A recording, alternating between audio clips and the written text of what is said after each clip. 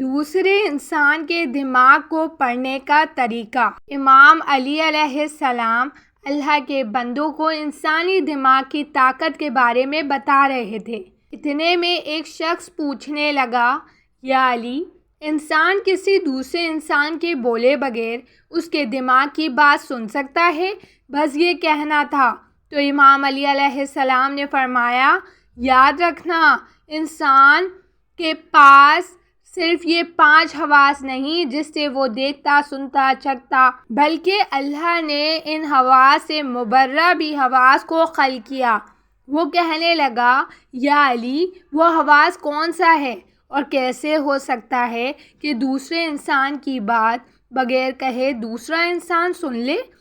امام علی علیہ السلام نے فرمایا، یاد رکھنا، جب انسان اپنے دماغ میں کسی چیز کے بارے میں سوچتا رہتا ہے تو سوچ کا اثر آس پاس کے لوگوں کے دماغ میں پڑنے لگتا ہے اور یوں ایک دائرہ قائم ہو جاتا ہے اور دوسرے لوگ سوچ کے اسیر ہونے لگتے ہیں اور وہی سوچ، گھر کے ماحول، انسان کی شخصیت پہ اثر کرتے ہیں۔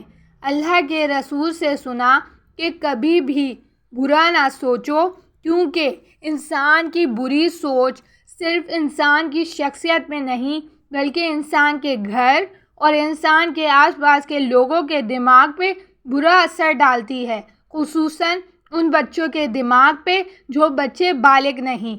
کبھی بھی اپنے بچوں کے سامنے گناہ کی سوچ کو دماغ پہ حاوی نہ کرنا۔ انسان یہ سمجھتا ہے کہ جب تک وہ کہتا نہیں تو کوئی اس کی بات کیسے سن سکتا ہے، لیکن حقیقت تو یہ ہے کہ بولنا تو بات کو واضح کرتا ہے، بات کو جنم نہیں دیتا۔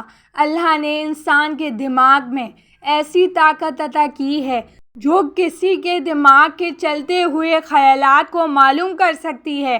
اس نے کہا، یا علی، اس طاقت کو کیسے بڑھایا جائے، ہر کسی کے خیالات کو کیسے سمجھا جائے؟ امام علی علیہ السلام نے فرمایا، یہ طاقت تقویٰ اور پرہیزگاری سے بڑھتی ہے۔